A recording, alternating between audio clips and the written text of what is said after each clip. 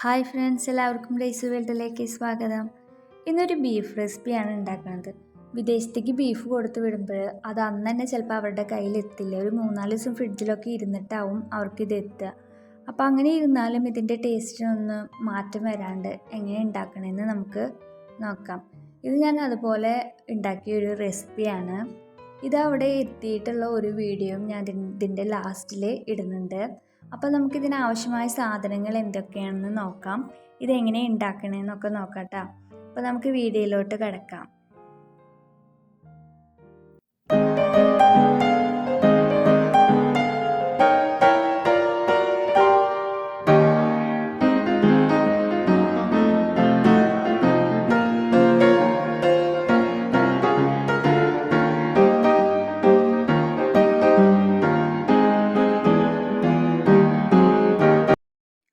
കുക്കറിലാണ് ഇത് വേവിക്കുന്നത്. അപ്പോൾ ഇതൊക്കെ മിക്സ് ചെയ്യുമ്പോൾ നമ്മൾ കുറച്ച് വെള്ളം കൂടി ആഡ് ചെയ്തിട്ടാണ് ഇത് വേവിക്കാനായിട്ട് വെക്കുന്നത്. ഒരു 9 വിസിലാണ് എനിക്കിതിന് ആവശ്യമായിട്ട് വന്നത്.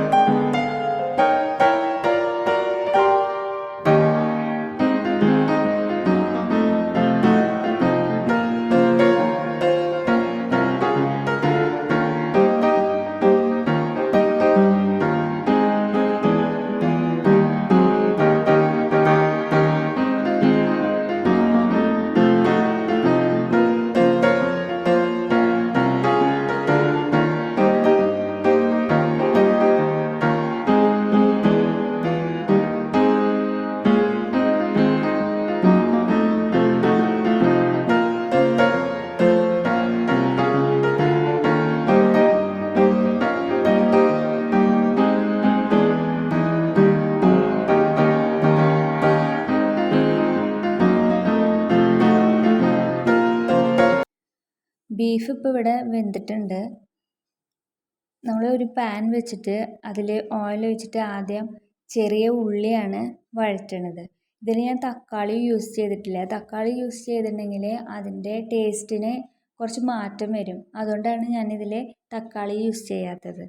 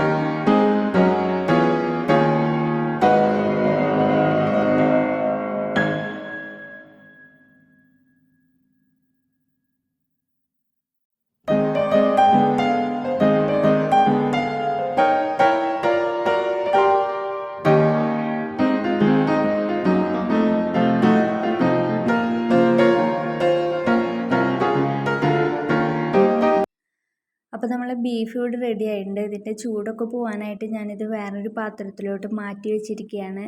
ഇതിലേക്ക് ഞാൻ കുറച്ച് തേങ്ങാ പീസസും കൂടി സെപ്പറേറ്റ് വറുത്തിട്ട് ഇതിൽ ആഡ് ചെയ്തിട്ടുണ്ട് കേട്ടോ.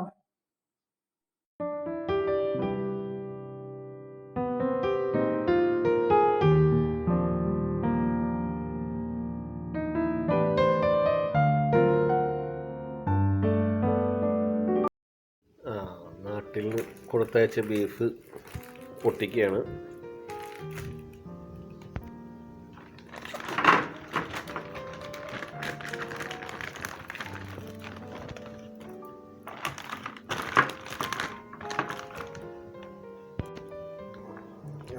അങ്ങനെ ബീഫ് കണ്ടു.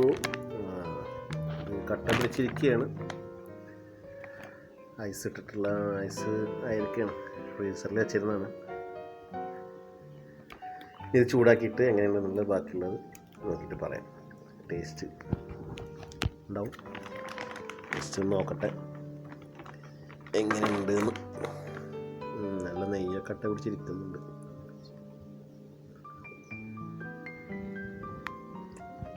വാവ്, അടിപൊളി. അപ്പോൾ ബീഫ് ചൂടാക്കി എടുത്തിട്ടുണ്ട്.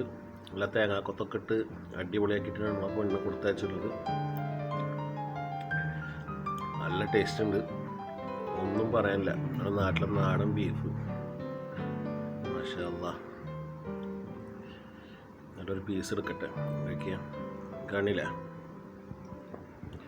വളരെ ക്ലിയർ കുറവാണ്. ക്യാമറ എന്തോ ചെറിയ പ്രശ്നമുണ്ട്. കഴിച്ചോട്ടെ കേട്ടാ.